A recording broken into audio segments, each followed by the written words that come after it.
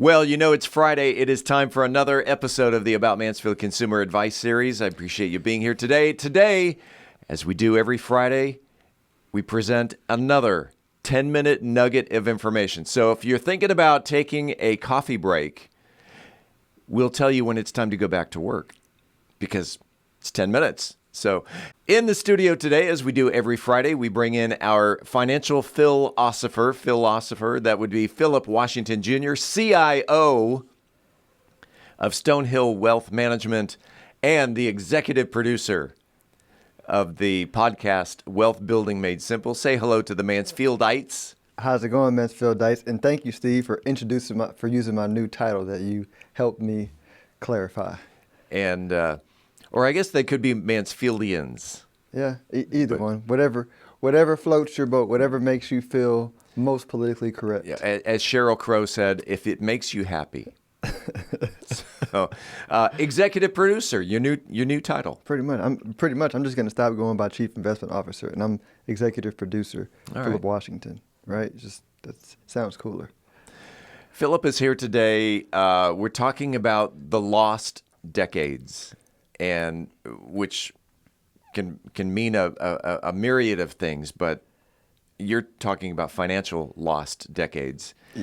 And what do we mean by that? Yep, financial lost decades is when your the investments, and we're going to talk about the U.S. stock market for contextual purposes, but it's when the U.S. stock market earns no real return.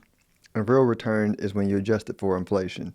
So when the U.S. stock market earns no real return over a decade, which has happened lots of times, right? The 1930s, 1970s, 2000 and 2010, right? Those are big lost decades over the last 100 years. And what have been some of the causes of, let's go back, you mentioned the 1930s or the 1970s. What were some of the causes of the lost decade? So the root cause of every lost decade is the emotions of the overall market are thrown off balance, right? They either are, typically it's both greed and fear, right? It's a pendulum of both. It starts off as greed and moves into fear, which causes an overinvestment into the asset class that goes into a lost decade. Mm-hmm. And so that creates a lost decade. It's a lot like if you overstress your body, right, and you don't listen to your body, then you're going to have a period of rest that you just have to take because you didn't listen to your body. That makes sense. Why are you looking at me when overstressing your body? And you mentioned then the 2000s was also a lost decade. Yes.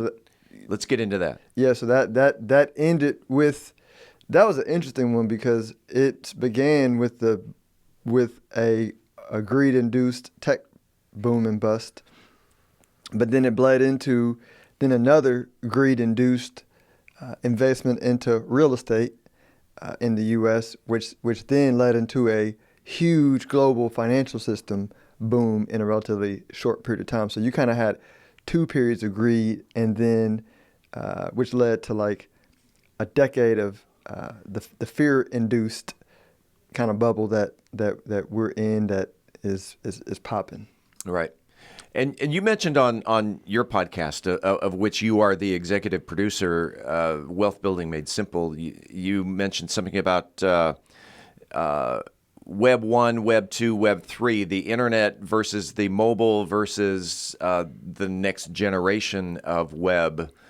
And how does that all tie into the lost decades? You tied that in perfectly because you're the host, right? You know That's how to do this. Because I'm the host.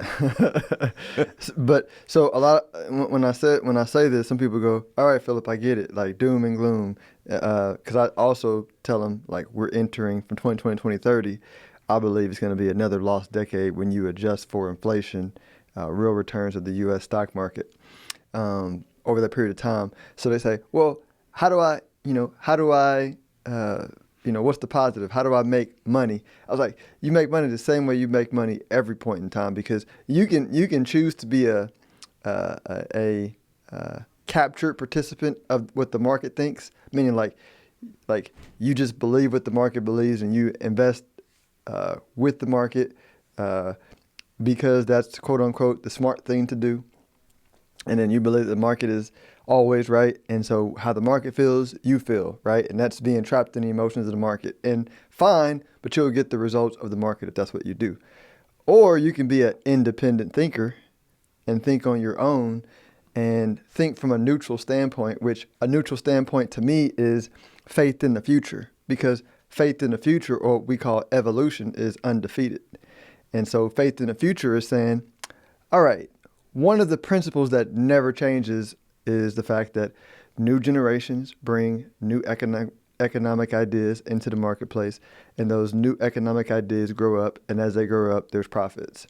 And so then once you understand that, then you go, okay, I understand that, and I can logically think back through that and see that to be true. You can also think of it in other domains like music, right? Every generation thinks their music is the best, and a new generation of music sucks. I was just going to mention that it's really a matter of breaking your habit. 100%. That my I actually happen to like Herb Alpert, but my dad used to listen to Herb Alpert, and when I was a teenager, I hated his music. But my dad didn't like Glenn Miller, but that's what my grandfather listened to. And breaking those habits, I actually love and listen to the music that my son listens to. Yeah. That's having faith in the future. Having faith in the future, right? Understand it's all the same story rewrapping itself in different expressions. And so if you look at 2000 to 2010, that story was a new economy being rewrapped into the internet, Web 1. Yeah. And then, so if you invested independently with faith in the future, Amazon and Google was apparent, obvious. Well, 2010 to 2020 was Web 2, mobile, right? Well, Facebook, Apple, right? All those companies became obvious. Okay, now Web 3, like you don't have to be that smart. Like Web 3 is here. Web 3 is here. If you got to be living under a rock to not hear about Web 3, which is like crypto and artificial intelligence. So it's here. Now all you got to do is like people when they go, but I don't understand it, and it seems dumb. And okay, you can't hear it if you're judging it. So stop your judgment. Have faith in the future. Understand. You don't have to understand it. Just do 20-year-olds and 30-year-olds understand it. Okay. Will they grow up?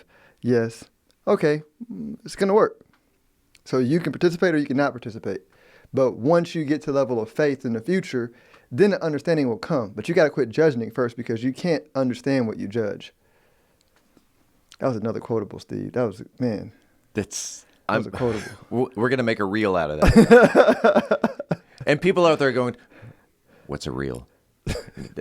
To have faith in the future. And so, gosh, you threw out so much wisdom right there. I don't know where to go with this. Keep your eye on new generation trends. Yeah, that's how you stay young in every aspect of life. That is the eternal fountain of youth. All right, so let's recap, and then we'll get into the close here, because our coffee break is almost over. Have faith in the future. Embrace, really just keep an eye. I think you had mentioned this before in, let's see, you're over here. You had mentioned this in one of our talks before, of keep an eye on what the younger generation is interested in. Mm-hmm. Yeah, and I would even say, I feel myself, and I'm tuned in, it's moving fast for me. And so I have lots of conversation with my sons to see what they're interested in, to keep me aware, because I don't have to know everything. I just got to be able to feel it, connect with it. And if I can connect with it, then I can attract the individuals that are going to go do it. Like I literally told my 7-year-old, he's going to build my AI chatbot for my company when he's 15 years old, because he wants to code. He's interested in doing it. I don't got to know. I just know that there's one day going to be a it's here. It's just the costs are coming down. But I'm going to be able to take my brain, all these episodes, all these writings I have, feed it to an artificial intelligence program. And then if you ask it a question, it'll respond the way that I responded in the past, right? It's here. I can learn how to build it. I don't want to, but my 7-year-old will. And you're not going to hear, "I told you so," 10 years from now when Phillip says, when Phillip has his own NFTs and "I told you so." Listen to the man. He's over here, not over there. He's actually over there, but.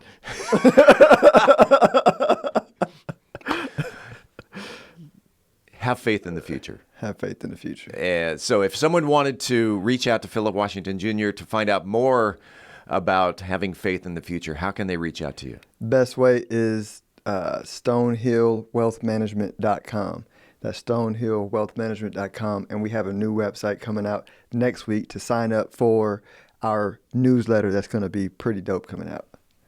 That's Phillip Washington Jr. We do this every Friday right here on the podcast, or you can listen to it on your favorite podcast platform. You can watch the video on YouTube or LinkedIn. Your coffee break is over. Time to go back to work. Phillip, let's do this again next week. I look forward to it. Thanks, Steve.